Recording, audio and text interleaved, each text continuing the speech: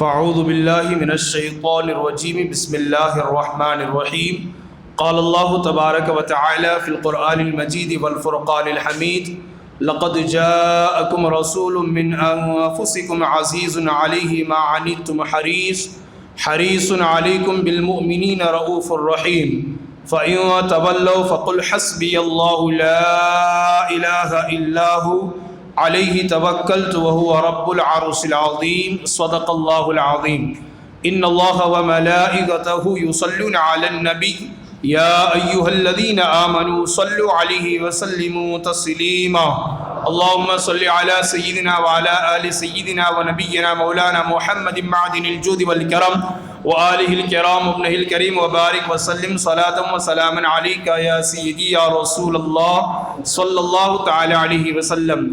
عزیزان گرامی قدر، اللہ رب العالمین خدائے وحدہ لا شریک کا بے پناہ شکر اور احسان ہے کہ اللہ پاک نے ہمیں اور آپ کو آج کی تاریخ میں عشاء اور تراویح کی نماز باجماعت ادا کرنے کی توفیق عطا فرمائے، اور آج کی اس بابرکت محفل میں بیٹھ کر دین کی کچھ باتیں سننے کا اللہ نے سنہرا موقع عطا فرمایا۔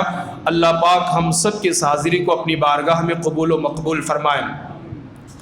پارہ نمبر 11 سورہ توبہ میں رب قدیر جل جلالہ ارشاد فرماتا ہے لقد جاءکم رسول من انفسکم عزیز علیہ ما عنتم حریص علیکم بالمؤمنین رؤوف الرحیم۔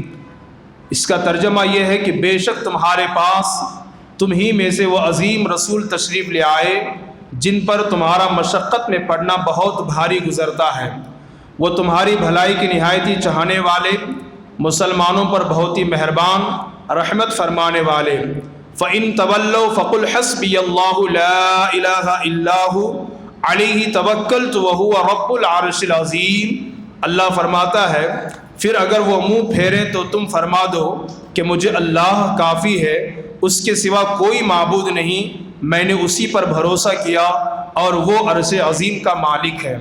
حضرات گرامی، اس آیت کریمہ میں رب قدیر جل جلالہ ہمارے اور آپ کے پیارے آقا جناب احمد مجتبی محمد مصطفیٰ صلی اللہ تعالی علیہ وسلم کے صفات کو بیان فرما رہا ہے اور ان کی شان بیان فرما رہا ہے۔ یہاں بہت ساری صفتوں کو اللہ پاک نے بیان فرمایا ہے، لیکن میں ایک چیز کو لے کر آپ کے سامنے گفتگو کرنا چاہوں گا۔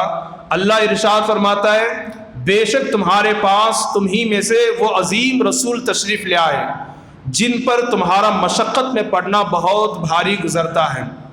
اس کیا مطلب؟ یعنی اللہ یہ فرمانا چاہ رہا ہے کہ میرے بندو تمہارے درمیان ایسا رسول جلوگر ہوا اور ایسا رسول تشریف لایا کہ تمہارا مصیبت میں گرفتار ہونا، تمہارا مشقت میں پڑ جانا، تمہارا پریشانی میں گرفتار ہو جانا، یہ اس رسول کے لیے بہت بھاری پڑتا ہے، یا یہ کہ تمہارا مصیبت میں گرفتار ہو جانے سے وہ رسول بے چین اور بے قرار ہو جاتے ہیں۔ ایک دو تین مثالیں میں بتا کر اپنی گفتگو کو آگے بڑھانا چاہوں گا۔ آج جب کبھی کسی کا بیٹا پریشان ہوتا ہے تو باپ بے چین ہوتا ہے، اگر کسی کا بیٹا حادثے کا شکار ہوتا ہے تو باپ بے قرار ہوتا ہے، لیکن میں آپ کو کئی کتابوں کا ریفرنس اور حوالہ دے کر کے بتا سکتا ہوں کہ ہمارے لیے اللہ کے رسول صلی اللہ علیہ وسلم جتنا بے قرار ہوتے ہیں، بے چین ہوتے ہیں، دنیا میں کوئی انسان اتنا نہیں ہوتا۔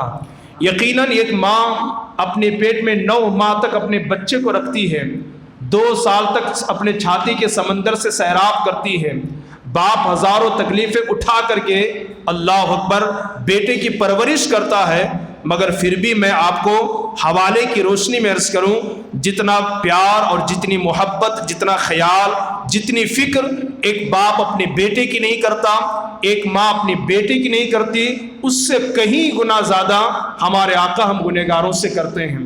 سنیے حدیث پاک، سنیے حدیث پاک سنیے۔ حضرت زید بن خالد رضی اللہ تعالیٰ عنہ سے روایت ہے کہ حضور صلی اللہ علیہ وسلم نے ارشاد فرمایا اگر مجھے اپنی امت پر دشوار نہ ہوتا تو میں انہیں ہر نماز کے وقت مسواک کرنے کا حکم دیتا، یعنی میں اپنی امت سے یہ کہتا کہ تم پر فرض ہے کہ ہر نماز کے وقت مسواک کرو اور مسواک کرنے کے بعد ہی تم نماز پڑھا کرو، لیکن چونکہ اس میں نے اپنی امت کے لیے دقت اور پریشانی محسوس کی تو میں نے اپنی امت پر اس کو فرض قرار نہیں دیا۔ آپ سوچیں کہ ہماری دقت اور ہماری پریشانی کا حضور کو کتنا خیال ہے۔ اور آگے میرے آقا فرماتے ہیں اور عشاء کی نماز کو تہائی رات تک مؤخر کر دیتا، یعنی اپنے غلاموں سے کہتا ہے کہ تم جو ہے عشاء کی نماز اول وقت میں نہ پڑھو۔ آج ہم اول وقت میں 9 بجے 8:30 بجے 8:45 بجے عشاء کی نماز پڑھتے ہیں نا، آقا فرماتے ہیں کہ میں اسے تہائی رات تک مؤخر کر دیتا، یعنی یہ حکم کر دیتا کہ رات کے 2-3 بجے تم عشاء کی نماز پڑھو۔ چونکہ میں نے محسوس کیا کہ رات کے 2-3 بجے پڑھنے میں میری امت کے لیے دقت اور پریشانی ہے، اس لیے یہ چیز میں نے ان پر لاگو نہیں کیا۔ دیکھیں ہماری دقت اور پریشانی کا حضور کو کتنا خیال ہے۔ ایک اور حدیث پاک میں آپ کے سماعتوں کے حوالے کروں، اللہ کے رسول صلی اللہ علیہ وسلم یہی چاہتے ہیں کہ میری امت آسانی سے اپنی زندگی گزارے۔ اللہ کے رسول صلی اللہ علیہ وسلم یہی چاہتے ہیں کہ میری امت آسانی سے جنت کے مسافر بن جائے۔ اللہ کے رسول صلی اللہ علیہ وسلم یہی چاہتے ہیں کہ میری امت آسانی سے جنت میں داخل ہو جائے۔ میرے آقا صلی اللہ علیہ وسلم ہم پر کوئی پریشانی لادنا نہیں چاہتے۔ ایک اور حدیث پاک میں آپ کے سماعتوں کے حوالے کروں، مسلم شریف کی حدیث پاک ہے۔ اللہ کے رسول صلی اللہ علیہ وسلم نے خطبے میں ارشاد فرمایا کہ اے لوگو تم پر آج سے حج فرض ہو گیا۔ کیا فرمایا اللہ کے رسول نے؟ حج فرض ہو گیا، اللہ نے تم پر حج کو فرض قرار دے دیا۔ اس پر ایک صحابی نے کھڑے ہو کر عرض کیا یا رسول اللہ صلی اللہ علیہ وسلم کیا ہر سال ہم پر حج فرض ہے؟ اللہ کے رسول صلی اللہ علیہ وسلم نے کوئی جواب نہیں دیا، سکوت فرمایا، خاموشی اختیار کی۔ پھر اس صحابی نے عرض کیا یا رسول اللہ صلی اللہ علیہ وسلم کیا ہم پر ہر سال حج فرض ہے؟ اللہ کے رسول نے پھر خاموشی اختیار فرمائی، کوئی جواب نہیں دیا۔ تیسری مرتبہ پھر اس صحابی نے عرض کیا یا رسول اللہ صلی اللہ علیہ وسلم کیا ہم پر ہر سال حج فرض ہے؟ اللہ کے رسول صلی اللہ علیہ وسلم نے خاموشی اختیار فرمائی، اور پھر میرے آقا نے فرمایا اے میرے غلام میں جتنا کہوں اس کو سن کر اسی پر عمل کر لو۔ اگر میں یہ کہہ دوں کہ ہاں حج ہر سال فرض ہے تو اللہ تعالیٰ ہر سال حج کو فرض کر دے گا، لیکن چونکہ اس میں میری امت کو پریشانی ہوگی، دقت ہوگی، اور میری امت کو پریشانی نہ ہو، وہ مشقت میں گرفتار نہ ہو جائے، اس لیے میں نے خاموشی اختیار کر دی۔ اگر میں ہاں کہتا اللہ تعالیٰ ہر سال حج کو فرض فرما دیتا۔ آپ ذرا سوچیں حضور صلی اللہ علیہ وسلم کو ہماری کتنی فکر ہے۔ تو اللہ قرآن میں فرما رہے اے لو میرے بندو ہم نے تمہارے درمیان ایک ایسے رسول کو بھیجا، ایک ایسے پیغمبر کو بھیجا کہ ان کو تمہارا مصیبت میں گرفتار ہونا اچھا نہیں لگتا، ان کو تمہارا دنیا سے بے ایمان جانا اچھا نہیں لگتا۔ رسول نہیں چاہتے کہ میرا کوئی امتی بے ایمانی کے عالم میں دنیا سے رخصت ہو۔ یہاں پر مجھے ایک بات یاد آتی ہے، اللہ کے رسول صلی اللہ علیہ وسلم اپنے صحابہ کے ساتھ بیٹھے ہیں، جیسے ہماری یہ مجلس لگی ہوئی ہے بلا تشبیہ بلا تمثیل، اللہ کے رسول اپنے صحابہ کے ساتھ تشریف فرمائے۔ اچانک ایک یہودی کا جنازہ گزرتا ہے، ایک یہودی کا جنازہ گزرتا ہے۔ اللہ کے رسول صلی اللہ علیہ وسلم نے دیکھ کر اپنی آنکھوں سے آنسو جاری فرمایا، آنکھیں اشک بار ہوئی، حضور بے چین ہو گئے۔ صحابہ نے عرض کیا یا رسول اللہ یہ تو یہودی کا جنازہ ہے، آپ آنسو کیوں بہاتے ہیں، آپ بے قرار کیوں ہوتے ہیں؟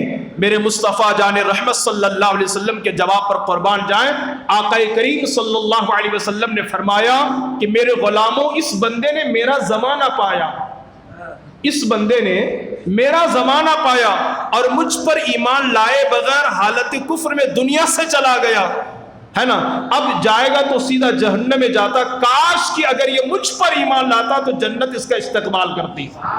آپ ذرا سوچیں اللہ کے رسول صلی اللہ علیہ وسلم کو ہماری کتنی فکر ہے۔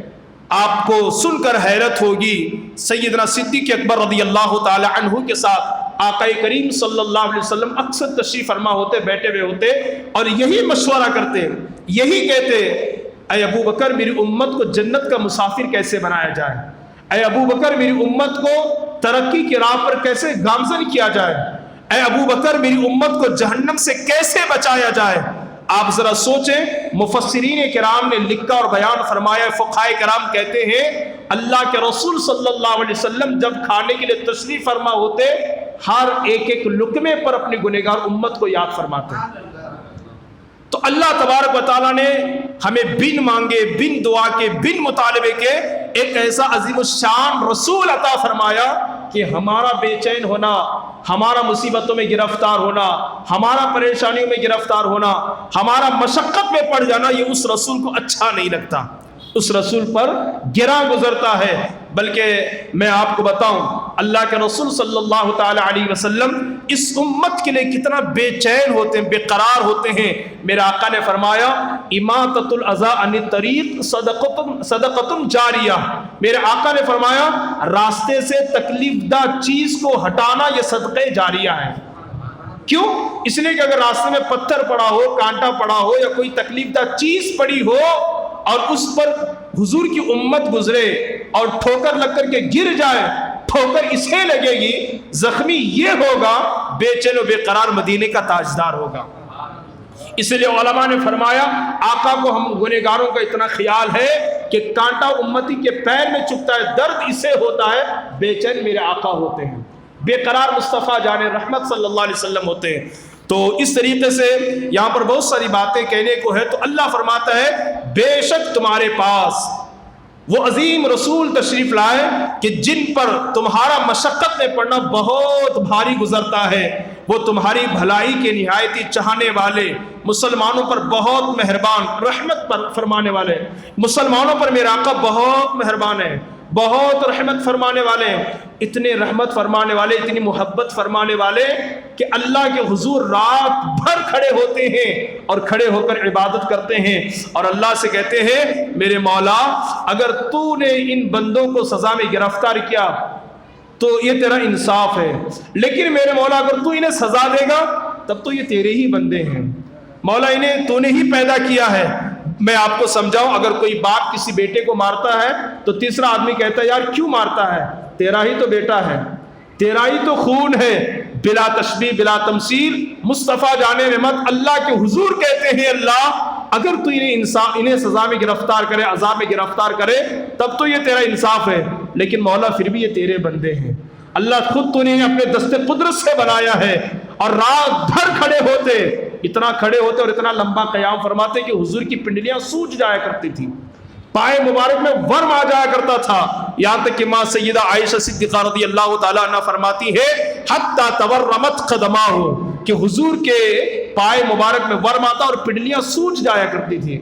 آپ ذرا سوچیں اور اندازہ لگائیں اللہ کے رسول صلی اللہ علیہ وسلم کس کے لیے قیام فرما رہے تھے؟ ہم گنہگاروں کے لیے قیام فرما رہے تھے۔ تو ہم اپنی قسمت پر ناز کریں کہ اللہ نے ہمیں ایسا رسول عطا فرمایا۔ چونکہ قلت وقت دامنگیر ہے، میں اپنی گفتگو کو چونکہ آج ہمیں سیدتنا خدیجۃ الکبریٰ رضی اللہ تعالی عنہا کی بارگاہ میں اور پیر پیراں کی بارگاہ میں بھی خراج محبت اور عقیدت پیش کرنی ہے۔ اب ایک آخری بات اس آیت کے متعلق، یہ جو آیت ہے نا اس کو یاد رکھیے، نوٹ کیجئے، سورہ توبہ پارہ نمبر 11 آیت نمبر 128، اللہ فرماتا لقد جاءکم رسول من انفسکم عزیز علیہ ما عنتم حریص علیکم بالمؤمنین رؤوف الرحیم فإن تولوا فقل حسبی اللہ لا الہ الا هو علیہ توکلت وہو رب العرش العظیم۔ اگر کسی کو نیند آ رہی ہے تو بیدار ہو جائے اور غور سے سنے اس چیز کو۔ اس آیت کی فضیلت کیا ہے میں آپ کو اس آیت کی فضیلت بتا دوں۔ ایک بہت بڑے بزرگ گزرے ہیں جن کا نام ہے حضرت ابو بکر بن مجاہد، سنیے اس کو پڑھنے کی کوشش کی، اس کی فضیلت میں آپ کو بتا رہا ہوں۔ حضرت ابو بکر بن مجاہد رضی اللہ تعالیٰ عنہ بہت بڑے پائے کے بزرگ گزرے ہیں اور اکثر و بیشتر رسول اللہ صلی اللہ علیہ وسلم کا دیدار کر لیا کرتے تھے، اتنے بڑے گزرے ہیں۔ تو ان کی مجلس لگی ہوئی تھی اور لوگ بیٹھے ہوئے تھے، اچانک ان کی مجلس میں حضرت ابو بکر شبلی تشریف لائے، یہ بھی بہت بڑے پائے کے بزرگ گزرے ہیں، لیکن لوگوں میں گاؤں والوں میں یہ مشہور تھا کہ یہ دیوانے ہیں۔ کیا ہیں؟ دیوانے۔ حضرت ابو بکر شبلی رضی اللہ تعالیٰ عنہ یہ جیسے مجلس میں تشریف لائے تو حضرت ابو بکر بن مجاہد رضی اللہ تعالیٰ عنہ اٹھ کر کے کھڑے ہوئے اور حضرت ابو بکر شبلی کو گلے سے لگایا، ان کا ماتھا چوما اور پھر ان کی شان بیان اپنی کی۔ تو جو لوگ بیٹھے ہوئے تھے ان بیٹھنے والوں میں حضرت ابو بکر بن محمد رضی اللہ تعالیٰ عنہ بھی تھے، انہوں نے کہا حضور یہ تو آپ کے نزدیک دیوانے ہیں اور پورا گاؤں انہیں دیوانہ دیوانہ کہہ کے ستاتا ہے شبلی کو، لیکن آپ کسی کے تعظیم کے لیے کھڑے نہیں ہوتے اور آج آپ شبلی کی تعظیم کے لیے کھڑے بھی ہو رہے ہیں، مسافہ بھی کر رہے ہیں، معانقہ بھی کر رہے ہیں اور پیشانی بھی چو رہے ہیں، آخر وجہ کیا ہے؟ تو حضرت ابو بکر بن مجاہد رضی اللہ تعالیٰ عنہ فرماتے ہیں میں نے ان کے ساتھ ویسا ہی معاملہ کیا ہے جیسا معاملہ ان کے ساتھ میرے نبی نے کیا ہے۔ کیا ہوا؟ میں نے رات میں خواب میں دیکھا کہ حضور کی محفل سجی ہوئی ہے، صحابہ بیٹھے ہیں، اولیاء جمع ہیں، کہ شبلی کی حاضری ہوتی ہے، ابو بکر شبلی حضور کی مجلس میں آتے ہیں۔ حضور نے ابو بکر شبلی کو دیکھ کر کے قیام فرمایا، آقا کھڑے ہو گئے اور آقا نے مصافحہ اور معانقہ فرمایا، اور حضرت مختار کائنات صلی اللہ علیہ وسلم نے ابو بکر شبلی کی پیشانی کو چوما۔ میں نے حضور سے عرض کیا یا رسول اللہ صلی اللہ علیہ وسلم، کیا بات ہے کہ آپ امام الانبیاء ہو کر ابو بکر شبلی کو یہ عزت دیتے ہیں، ان کی اتنی عزت کر رہے ہیں آپ؟ میرے آقا صلی اللہ علیہ وسلم نے فرمایا میں ابو بکر شبلی کی پیشانی اس لیے چوم رہا ہوں، ان کی تعظیم کے لیے اس لیے کھڑا ہو رہا ہوں، 80 سال ہو گئے، 80 سال سے شبلی مجھ پر درود پڑھتا ہے اور پھر ہر فرض نماز کے بعد اسی آیت کی تلاوت کرتا ہے۔ کیا کرتا ہے؟ ہر فرض کے بعد، ہر فرض نماز کے بعد اس آیت کی تلاوت کرتا ہے جو میں نے بھی آپ کے پاس سامنے پڑھا، سورہ توبہ پارہ نمبر 11 اور آیت نمبر 128۔ ہر فرض نماز کے بعد بلا ناگا وہ اس کی تلاوت کرتا ہے اور پھر مجھ پر درود شریف پڑھتا ہے، تو اس کی تعظیم کے لیے میں نبی ہو کر کے کھڑا ہوا اور میں نے اس کی پیشانی کو چوما ہے۔ تو حضرت ابو بکر بن مجاہد کہتے ہیں میرے نبی نے جو ان کی تعظیم کی ہے تو میں نے بھی ان کی ویسی ہی تعظیم کی ہے۔ تو سوچئے اس آیت کے پڑھنے کی کیا برکتیں ہیں۔ اور جو یہ آخری آیت ہے نا فَإِن تَوَلَّوْا فَقُلْ حَسْبِيَ اللَّهُ لَا إِلَٰهَ إِلَّا هُوَ عَلَيْهِ تَوَكَّلْتُ وَهُوَ رَبُّ الْعَرْشِ الْعَظِيمِ۔ اس کا ترجمہ کیا ہے؟ پھر اگر وہ منہ پھیرے تو تم فرما دو کہ مجھے اللہ کافی ہے، اس کے سوا کوئی معبود نہیں، میں نے اسی پر بھروسہ کیا اور وہ عرش عظیم کا مالک ہے۔ اس آیت کے تحت مفسرین نے لکھا ہے، حضرت ابو درداء رضی اللہ تعالی عنہ سے روایت ہے کہ رسول گرامی وقار صلی اللہ علیہ وسلم نے ارشاد فرمایا جس شخص نے صبح اور شام 7 مرتبہ یہ پڑھا حسبی اللہ لا الہ الا ہو علیہ توکلت وہو رب العرش العظیم، صبح اور شام کتنی مرتبہ پڑھنا ہے؟ 7 مرتبہ۔ کوئی لمبی چوڑی دعا نہیں ہے، آیت نہیں، بہت چھوٹی ہے۔ حسبی اللہ لا الہ الا ہو علیہ توکلت وہو رب العرش العظیم۔ میرے آقا نے فرمایا تو اللہ تعالیٰ اس کے اہم کاموں میں اسے کافی ہوگا، یعنی اس کے بڑے بڑے کاموں کو اللہ آسانی سے ادا فرما دے گا، اس کے مشکل کاموں کو اللہ آسان فرما دے گا۔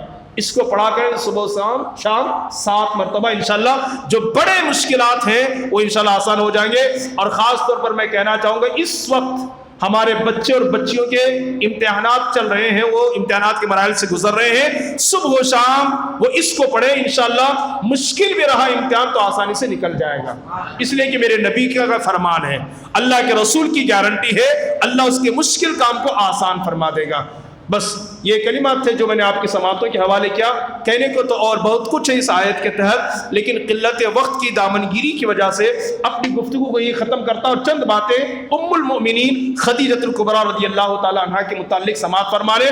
آج ان کی تاریخ وصال ہے، آج ان کی تاریخ وصال ہے۔ یاد رکھیں ام المؤمنین رضی اللہ تعالی عنہ کی ذات محتاج تعارف نہیں ہے، اللہ پاک نے بے شمار فضیلتوں سے انہیں نوازا ہے، اور سب سے بڑی خوشی کی بات یہ ہے کہ وہ حضور صلی اللہ علیہ وسلم کی سب سے پہلی زوجہ محترمہ ہے۔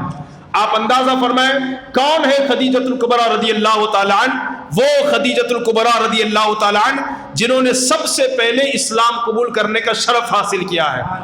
عورتوں میں سب سے پہلے اگر اسلام کسی نے قبول کیا ہے وہ ہم سب کی ماں ام المؤمنین خدیجہ الکبریٰ رضی اللہ تعالی عنہ نے اسلام قبول کیا۔ کون خدیجہ الکبریٰ رضی اللہ تعالی عنہ؟ وہ خدیجہ الکبریٰ رضی اللہ تعالی عنہ جسے اللہ رب العزت نے جبرائیل کے ذریعے سے آسمان سے سلام بھیجا ہے۔ کون خدیجہ الکبریٰ رضی اللہ تعالی عنہ؟ وہ خدیجہ الکبریٰ رضی اللہ تعالی عنہ جسے سب سے پہلے جنت کی بشارت عطا فرمائی گئی ہے۔ کون خدیجہ الکبریٰ رضی اللہ تعالی عنہ؟ وہ خدیجۃ الکبریٰ رضی اللہ تعالی عنہا جسے حبیب کبریا مصطفیٰ جان رحمت صلی اللہ علیہ وسلم کی صحبت میں 24 سال اور چند مہینے رہنے کی سعادت حاصل ہوئی ہے۔ ہمارے نبی کے ساتھ کوئی اگر 2 لمحے کے لیے بیٹھ جائیں تو پھر کیا کہنا، لیکن قربان جائے خدیجۃ الکبریٰ کی عظمت پر 24 برس اور چند مہینے حضور کے ساتھ شب و روز انہوں نے گزارے ہیں۔ وہ خدیجۃ الکبریٰ رضی اللہ تعالیٰ عنہ، کون خدیجۃ الکبریٰ رضی اللہ تعالیٰ عنہ؟ وہ خدیجۃ الکبریٰ رضی اللہ تعالیٰ عنہ جس کے گھر میں آسمان سے وحی نازل ہوا کرتی تھی۔ کون خدیجۃ الکبریٰ رضی اللہ تعالیٰ عنہ؟ وہ خدیجۃ الکبریٰ رضی اللہ تعالیٰ عنہ جس نے شاب ابی طالب میں رسول اللہ کے ساتھ محصور رہ کر رفاقت، محبت، وارفتگی اور ایثار کا مثالی کردار پیش کیا ہے، وہ خدیجۃ الکبریٰ رضی اللہ تعالیٰ عنہ۔ کون خدیجۃ الکبریٰ رضی اللہ تعالیٰ عنہ؟ وہ خدیجۃ الکبریٰ رضی اللہ تعالیٰ عنہ جس نے اپنی ساری دولت رسول گرامی وقار صلی اللہ علیہ وسلم کے قدموں میں ڈھیر کر دی اور نچاور کر دی۔ اسلام قبول کرنے کے بعد ساری دولت مصطفیٰ کے قدموں میں قربان کرنے والی عورت کا نام خدیجۃ الکبریٰ رضی اللہ تعالیٰ عنہ۔ کون خدیجۃ الکبریٰ رضی اللہ تعالیٰ عنہ؟ امام الانبیاء، سید الانبیاء کی نور نظر، لخت جگر، خاتون جنت سیدتنا فاطمۃ الزہرا رضی اللہ تعالی عنہا کی امی جان خدیجۃ الکبریٰ رضی اللہ تعالی عنہا۔ کون خدیجۃ الکبریٰ رضی اللہ تعالی عنہا؟ نوجوانان جنت، سردار جنتی نوجوانوں کے سردار حضرات حسنین کریمین رضی اللہ تعالی عنہما کی نانی جان خدیجۃ الکبریٰ رضی اللہ تعالی عنہا۔ اور کون خدیجۃ الکبریٰ رضی اللہ تعالی عنہا جو سب سے پہلے میرے آقا صلی اللہ علیہ وسلم کے عقد اور نکاح میں آئی، وہ خدیجۃ الکبریٰ رضی اللہ تعالیٰ عنہ۔ کیا شان ہے خدیجۃ الکبریٰ کہ آپ جانتے ہیں مکہ المکرمہ کی سرزمین پر 2 مرتبہ بیوہ ہو چکی ہے خدیجہ۔ ایک مرتبہ نکاح ہوا ایک صاحب سے، ان سے 2 بچے پیدا ہوئے، دونوں صحابی بنے۔ ان کا انتقال ہو گیا، دوسرے سے خدیجۃ الکبریٰ نے نکاح کیا، ان سے ایک بچی پیدا ہوئی اور ان کا بھی غالباً انتقال ہو گیا۔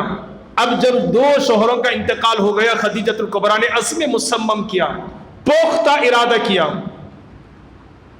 کیا اب نکاح نہیں کروں گی، اس لیے کہ 2 مردوں پر رو چکی ہوں، اب کسی سے نکاح نہیں کروں گی۔ لیکن جب مکہ المکرمہ میں نبی دو جہاں صلی اللہ علیہ وسلم کی ولادت ہوئی اور اطراف اور اکناف میں نبی کی صداقت اور امانت کے چرچے ہونے لگے، اور حضرت خدیجۃ الکبریٰ رضی اللہ تعالی عنہا کا شمار مکہ کے بڑے بڑے تاجروں میں ہوتا تھا، بلکہ سب سے بڑے تاجروں میں جن کا شمار ہوتا تھا وہ خدیجۃ الکبریٰ رضی اللہ تعالی عنہ۔ اس زمانے میں ملک شام، ملک حجاز جن کا مال تجارت جاتا تھا وہ خدیجۃ الکبریٰ رضی اللہ تعالی عنہ۔ لیکن لوگ لے کر کے جاتے تھے غلام وغیرہ، مال تجارت، اور پورا نفع لا کر کے نہیں پہنچاتے تھے، بہت پریشان ہو گئے۔ اور یوں کرتے کرتے کرتے حضور تک ان کی بات پہنچی تو ابو طالب سے خدیجۃ الکبریٰ نے کہا کیا آپ کا بھتیجا محمد میرا مال تجارت ملک شام لے جا سکتا ہے؟ تو جناب ابو طالب نے کہا محمد تو یہ سب کام نہیں کرتا، لیکن میں پھر بھی پوچھتا ہوں۔ تو سرکار دو عالم صلی اللہ علیہ وسلم سے پوچھا گیا تو آپ نے رضامندی کا اظہار فرمایا۔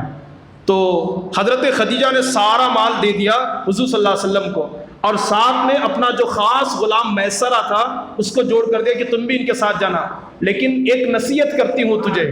میسرہ نے کیا کہا، یہ خدیجہ الکبریٰ نے کیا کہا، میسرہ میری تیرے لیے نصیحت ہے کہ تم مال پر کم، محمد پر نظر زیادہ رکھنا، ان کی کمیوں پر نظر رکھنا، یہ چلتے کیسے ہیں، یہ کھاتے کیسے ہیں، یہ بولتے کیسے ہیں، یہ سوتے کیسے ہیں، یہ بات کیسے کرتے ہیں، ان کی ہر ادا پہ تمہاری نظر ہونی چاہیے، یہی تمہاری ڈیوٹی ہے۔ اب یہ چلے، اور جب چلے تو میں پورا واقعہ تو نہیں بتا سکتا ورنہ ٹائم زیادہ ہو جائے گا، کن کن حالات سے وہ گزرے۔ جب واپس ہوئے مال تجارت کو بیچ کر کے، تو عام طور پر مکہ والے اپنے اپنے گھر کی چھتوں پر بیٹھ کر قافلے کے آنے کا انتظار کر رہے ہوتے ہیں، معلوم ہوتا ہے اس موقع پر قافلہ پہنچے گا۔ اللہ اکبر کبیرہ، گھر کے بالائی خانے پر میرے جسم کے رونگٹے کھڑے ہو رہے ہیں بولتے ہوئے، کیا حال رہا ہوگا۔ گھر کے بالائی خانے پر چھت پر ام المومنین خدیجہ بیٹھی ہے اور آپ کی بہترین سہیلی حضرت نفیسہ، یہ دونوں بیٹھے ہوئے ہیں، کہاں پر؟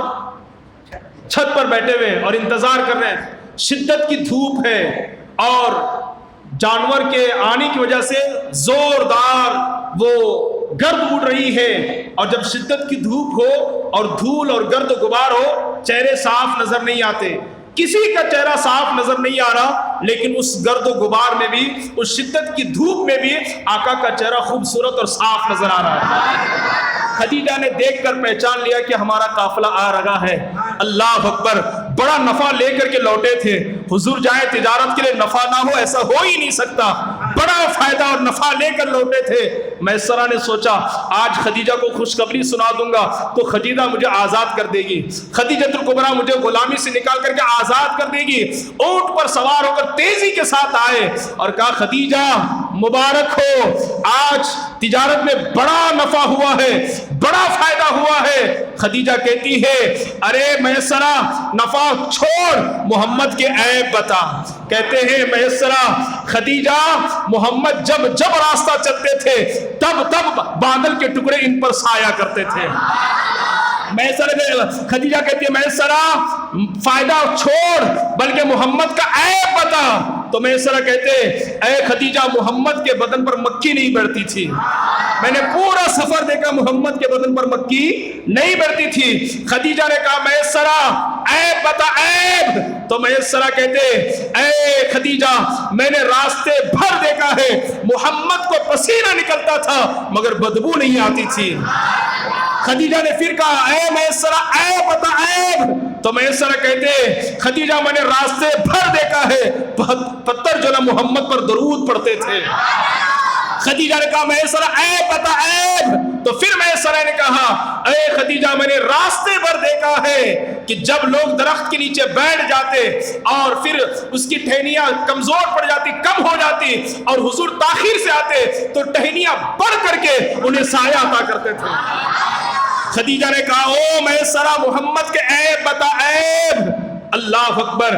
حضرت میسرہ کہتے ہیں ارے خدیجہ اگر تم میرے ایک ہاتھ میں چاند رکھ دو دوسرے ہاتھ میں سورج رکھ دو تب بھی میں یہی کہوں گا کہ اللہ نے محمد کو بے عیب پیدا فرمایا ہے، بے عیب پیدا فرمایا ہے۔ ان کی کوئی مثال نہیں ہے، ان کی کوئی مثال نہیں ہے۔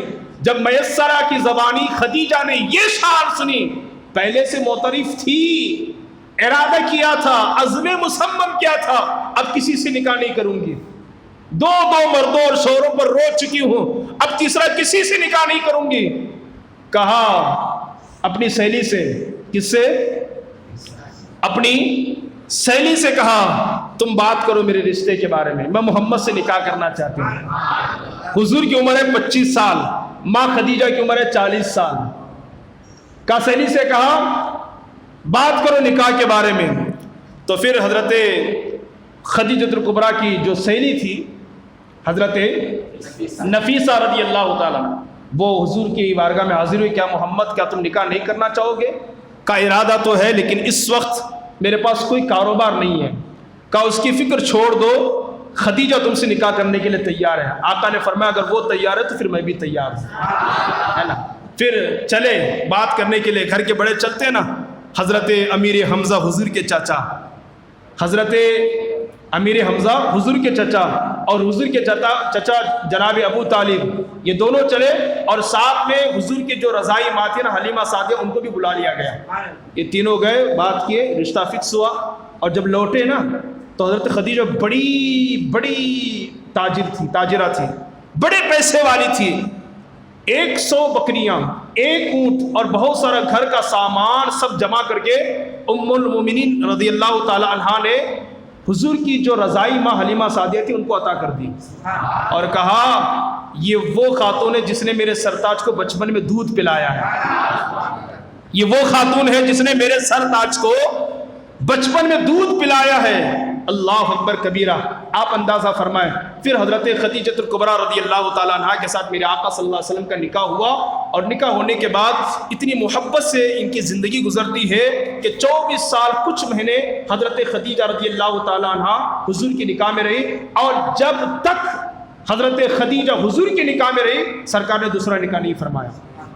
اور حضور جب تبلیغ کے لیے جاتے ہیں نا، یہ پوری کتاب اسی کے لیے سناتا جاؤں گا تو کافی ٹائم چلا جائے گا، لیکن آپ کا جوش بھی مجھے جو ہے نا وہ ختم کرنے نہیں دے رہا۔ اور بڑی بات ہے کہ ہمارے مؤذن صاحب زوردار سبحان اللہ کہہ رہے ہیں، ماشاء اللہ، اللہ انہیں سلامت رکھے، ماشاء اللہ۔ آج بھی اتنی بڑھاپے کی عمر میں مسجد کو آتے ہیں، صبح صبح وقت پر 4 بجے روزانہ لوگوں کو اٹھاتے ہیں، ہے نا، برابر ٹائم پر 4 بجے آ کر کے یہ لوگوں کو اٹھاتے ہیں اور جگاتے ہیں۔ اللہ تعالیٰ ان کے صدقے میں ہم سب کی مغفرت فرمائے۔ آپ سوچیں، اندازہ لگائیں، بڑی حضور صلی اللہ علیہ وسلم جب دین کی دعوت دیتے اور لوگ جو ہے نا جب حضور کو ستاتے پریشان کرتے، اور حضور صلی اللہ علیہ وسلم کا دل جب بے چین بے قرار ہو جاتا، حضور کہیں اور نہیں جاتے، خدیجۃ الکبریٰ رضی اللہ تعالی عنہ اپنی زوجہ کے پاس آتے اور آ کر کے بیٹھ جاتے۔ ماں خدیجۃ الکبریٰ رضی اللہ تعالی عنہ ایسے میٹھے میٹھے جملے بولتی، اس کو سن کر حضور کی بے قراری دور ہو جاتی۔ اس لیے عورتوں کو چاہیے کہ وہ مردوں کے سامنے کڑوے کڑوے جملے نہ بولے بلکہ میٹھے میٹھے جملے بولے۔ آج بہت ساری عورتیں شکایت کرتی ہیں، میں بھی دیکھتا ہوں مستان صوفے میں بہت سارے نوجوان شادی شدہ 1 بجے 2 بجے تک بیٹھے ہوئے ہوتے ہیں، 2 بجے کے بعد 12 بجے کے بعد 1:30 بجے کے بعد گھر جاتے ہیں۔ میں سمجھ جاتا ہوں ہم مائک میں اتنا بولتے ہیں پھر بھی یہ لوگ نہیں جاتے، گھر میں پریشانی ہوتی ہے۔ ابھی گھر جاؤں گا تو بیوی کے کڑوے جملے سننا پڑے گا، گھر جاؤں گا تو بیوی کے جو ہے نا وہ جملے سننے ہوں گے، تو جس کی وجہ سے، اور اگر کوئی بیوی کڑوے جملے سناتی ہے تو پھر اسے شکایت کرنے کا حق ہی نہیں ہے کہ میرا شوہر 2 بجے آتا ہے کہ 1:30 بجے آتا ہے۔ بیوی کو ایسے ہونا چاہیے کہ جب شوہر گھر پہنچے بیوی پر نظر پڑے، اس کے جملے سنے تو اس کی ساری تھکن ختم ہو جائے۔ ام المومنین رضی اللہ تعالیٰ عنہ حضور کو ایسے میٹھے جملے بولتی کہ حضور کی بے قراری ختم ہو جاتی، ٹینشن حضور کا ختم ہو جاتا۔ اور حضور صلی اللہ علیہ وسلم نے جو نکاح کیا نا خدیجۃ الکبریٰ، حضور کی کتنی اولاد ہیں؟